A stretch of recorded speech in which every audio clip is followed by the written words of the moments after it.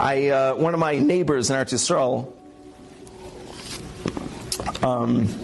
she used to be a very big Facebook person. She's a friend of my wife. She used to be a very big Facebook person, a very big social media person. I overheard her talking to a different neighbor in my apartment. I'm like walking around, like listening to everyone. But I overheard her talking to a different neighbor in my apartment, and she was saying, like, "Oh, I haven't seen any posts from you or anything." And she was like, "Yeah, no, I deleted everything. I don't have anything anymore." That's when I started listening. I have this background conversation a lot of times. Sometimes I just poke in and listen. So she was like, "Why? What happened?"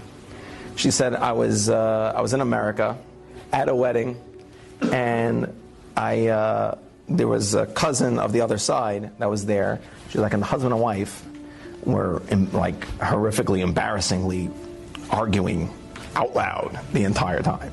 And their kids were all embarrassed, and it was like a big scene at the wedding. Like, it took away a lot from the wedding, and people were talking about it and everything. It was very unbecoming. It was very not nice. And she was like, it left such a horrible taste in my mouth of like what was happening at that wedding. Fine. She was like, about 3 weeks later, I see a picture online of this couple with their kids at the wedding, and you would think they are the happiest, most put together, beautiful family in the world. And the caption on the bottom said, "So happy to be here. The best wedding ever. Smiley face emoji, $, with a question mark, because maybe yeah, maybe no." And she's like, I saw it. She's like, something broke in my brain. I was just like, no. You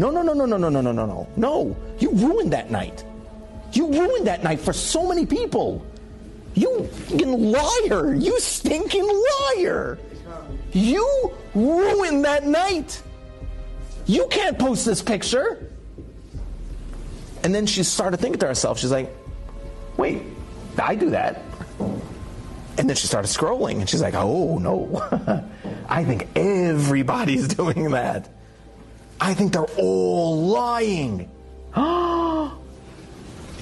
She's like, I felt like I was freed from a puppet master. That like I was a slave.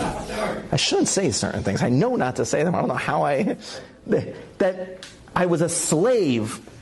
I was a slave to certain things, to this thing, to putting myself out. And then when someone, and by the way, you don't need to have such a deep social media. You don't think this happens on WhatsApp?